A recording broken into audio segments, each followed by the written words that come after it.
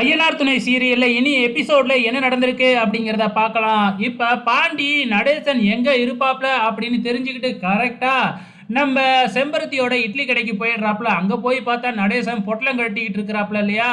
அதுக்கப்புறம் பாண்டி போய் நடேசனை தனியா கூப்பிட்டுக்கிட்டு போய் இன்னைக்கு எங்க போகணும்னு ஞாபகம் இருக்கா அப்படின்னு கேட்ட உடனே தான் நடேசனுக்கு ஞாபகமே வருது.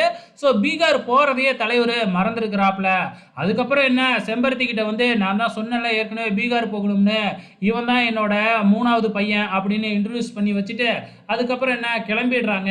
அதுக்கப்புறம் ஆமா டெய்லி இந்த கடையில் வந்து உக்காந்துருக்கியே இவங்களுக்கும் உங்களுக்கும் உனக்கு என்ன சம்மந்தம் அப்படின்னு கேட்க நம்ம தலைவர் தன்னோட சின்ன வயசு காதல் கதையெல்லாம் சொல்லிக்கிட்டு இருக்கிறாப்ல.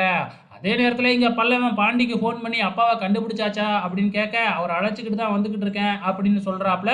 வீட்டுக்கு வந்த உடனே நடேசனை போட்டு திட்டுன்னு திட்டுறாங்க. அதுக்கப்புறம் என்ன சண்டையெல்லாம் முடிச்சுட்டு எல்லாருமே பெட்டி படிக்கையெல்லாம் எடுத்து வச்சுக்கிட்டு காரில் கிளம்பி போகிறாங்க.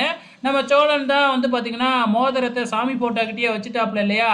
ஆனால் நம்ம நிலா எதிர்ச்சியாக அதை பார்த்துட்டாப்புல. பார்த்தியா நல்லா வச்சுக்கிறேன்னு சொல்லிட்டு இங்கே வச்சுருக்காப்புல அப்படின்னு எடுத்து தன்னோட ஹேண்ட்பேக்கில் வச்சுருக்குறாங்க. அதுக்கப்புறம் என்ன காரில் பேசிக்கிட்டே ஜாலியாக போய்கிட்டு இருக்கிறாங்க. அப்போ வந்து பார்த்திங்கன்னா திடீர்னு நம்ம சோழனுக்கு அச்சோச்சோ மோதிரத்தை மறந்து வச்சுட்டு வந்துட்டனே அப்படின்னு புலம்புறாப்புல. கொஞ்ச நேரம் புலம்ப விட்டுட்டு தான் நம்ம நிலா நான் தான் மோதிரத்தை எடுத்து வச்சுருக்கேன் அப்படின்னு சொல்லி சோழனை பிடிச்சி திட்டிக்கிட்டு இருக்கிறாங்க. வெயிட் பண்ணி பார்க்கலாம் நாளைக்கு என்ன நடக்க போகுதுன்னு.